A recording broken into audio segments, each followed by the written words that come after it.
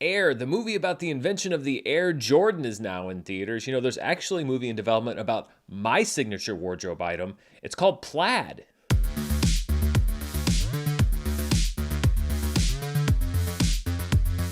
Hello everybody and welcome to my review of Air, which as I mentioned is about the pursuit of Michael Jordan at Nike in order to sign him to the shoe line that would become Air Jordan. The movie's directed by Ben Affleck, his first film as director since 2016's Live by Night, with the script by Alex Convery, his first thing produced ever. And I have to say, a story about the world's most famous athlete, directed by a two-time Oscar winner and starring his A-list best friend, is a pretty good start in the business. It also doesn't hurt that this is the first production for Matt Damon and Ben Affleck's production company, Artist Equity. Air follows Sonny Vaccaro, played by Matt Damon, as he attempts to save Nike's failing basketball division in 1984 by signing an NBA rookie who he believes will be the greatest player of all time, Michael Jordan, who we never actually see in the movie, only in archive footage. Vaccaro has an entire company to convince, starting with basketball marketing head Rob Strasser, played by Jason Bateman, and the founder of Nike, Phil Knight, played by Affleck himself. What makes these characters, and by extension the movie, interesting is that they're not all just avatars through which to funnel the history that we already know. They're actual complex characters with flaws and shortcomings that we get to see. That's what makes this movie beyond just a nostalgia trip through the 1980s. Sonny Vaccaro's decision to spend all of Nike's basketball division budget on Michael Jordan is only famous because it worked. Otherwise, he would have sunk the entire division, costing dozens of people their jobs. And Matt Damon plays this role really well. His skill for being both the everyman and somebody who carries the burden of the world on his shoulders is well executed here, probably because he's working in collaboration with Ben Affleck, who knows how to play to Damon's strengths. This is what I do. I find you players, and I feel it this time. Okay, it's risky. When you were selling sneakers out of the back of your Plymouth, that was risky. It took balls. I mean, that's why we're all here. Don't change that now. Phil Knight, similarly, isn't portrayed as an all-knowing guru. He's a visionary man who's also saddled with the pressures that come with building a billion-dollar empire. In one ear, he's got the Nike board of directors who are saying that you have to safeguard the company's profits, you can't take too many risks. And in the other ear, he has Sonny Vaccaro, who's saying, take a chance. Go back to the Phil Knight that you were when you were launching this company. You can't achieve anything without taking big risks. Honestly, both of them are right, and that's what makes this conflict so believable.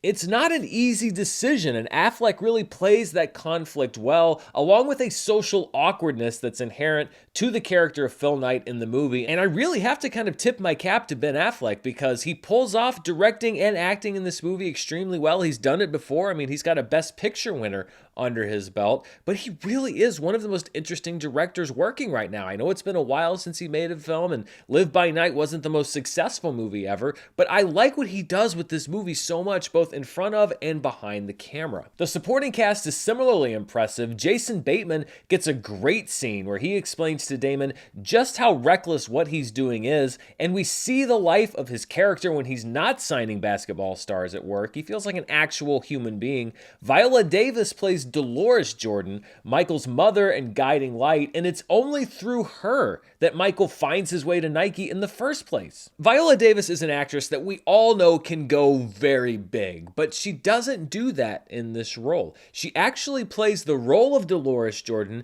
fairly small because this is a woman who doesn't need to say much to get across just how important this moment is. There's a great scene where Matt Damon and Viola Davis's characters meet each other, and she doesn't have these big actory quote-unquote moments, but you understand from the very beginning of the scene just exactly who is in control here, and it's not Matt Damon. It's a great show of restraint on Viola Davis's part to know that there's just something inside of this character that carries that authority and allows her to play things very cool, but also very direct.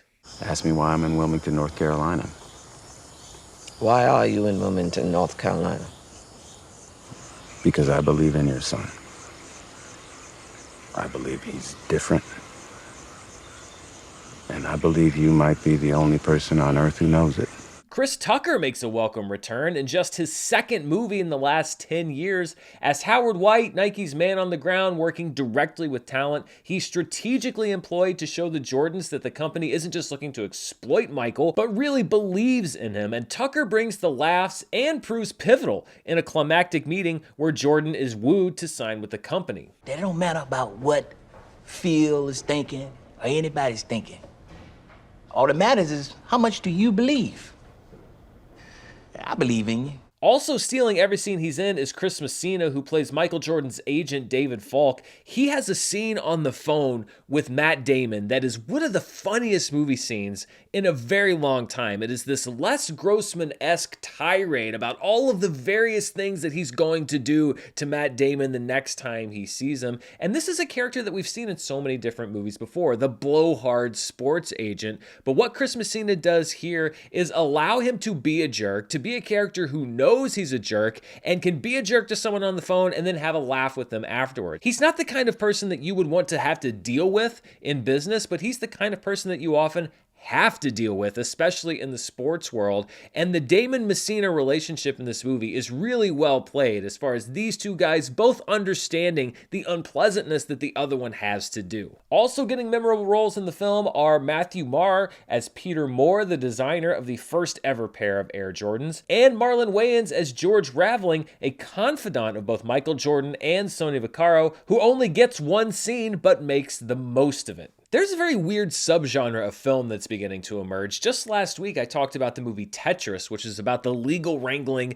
behind getting the rights to Tetris. And here we have Air, which is all about the wooing of a sports star to sign an endorsement contract for a sneaker. It's what you might call a product drama. It's a movie devoted to the people behind the origins of a thing, something that you buy. But much like Tetris, the intrigue here is in the step-by-step process of just how that happened and the risks involved. I'm sure a lot of it is dramatized, but I'm sure a lot of it is also pretty true to life. And it's really anchored by Damon, who's playing a character here in a very do or die situation. And he's really only being guided by his instincts and his knowledge of the industry. There's a great meeting I mentioned between Damon and Davis's character where they first meet, where Matt Damon takes her character step by step through what's going to happen at each of these other meetings that they're taking with Adidas and Converse, the competing shoe companies. And it's something that plays a key role in the end game of this whole thing. The movie is really, really well written and well acted and well directed by Affleck.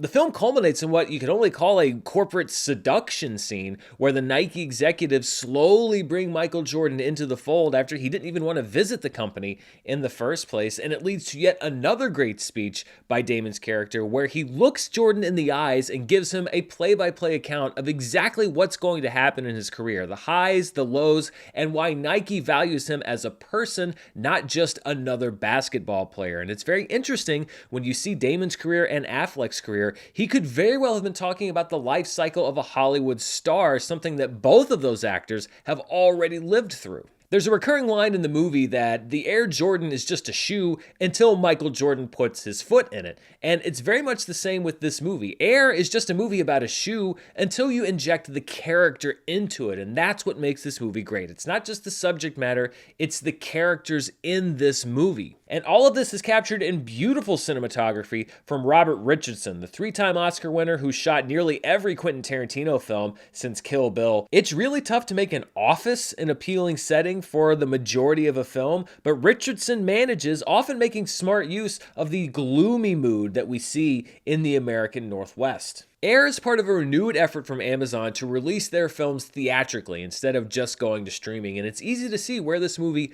would have gone direct to streaming just a year ago, because on its surface, Air appears to be very small. It's about a small group of characters who are trying to market a shoe. But the movie runs the gamut of human emotions: love, hope, fear, desperation, trust, faith, and I'm so glad that it's getting a theatrical release because that means it stands just that much more of a chance from standing out above the din of all of the things that you see in theaters and on streaming. This is a movie worth paying attention to, not just scrolling by on Amazon Prime as you're looking for the last season of The Boys. It reminds us near the end of the film that Michael Jordan's deal with Nike helped other athletes get untold hundreds of millions of dollars in profit participation, etc.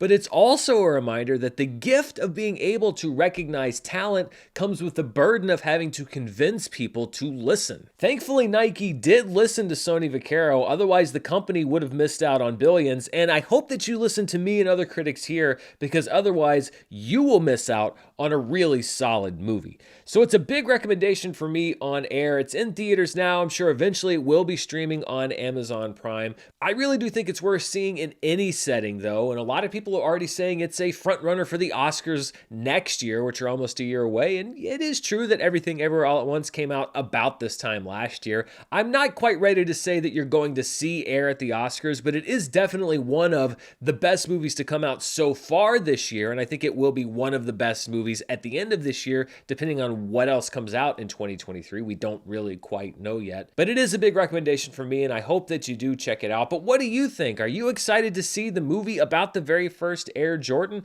Let me know down in the comments below, and as always, thank you so much for watching. Also, please check out the description below for links on how to donate to tornado relief. Central Arkansas got hit by a terrible tornado almost a week ago, and there are so many people that are still in need. I'm still looking for ways to help, but right now, there are a couple of links down there in that description below if you're able to help out a little bit. Thanks so much for watching. Until next time, stay safe, and I'll see you then. Bye.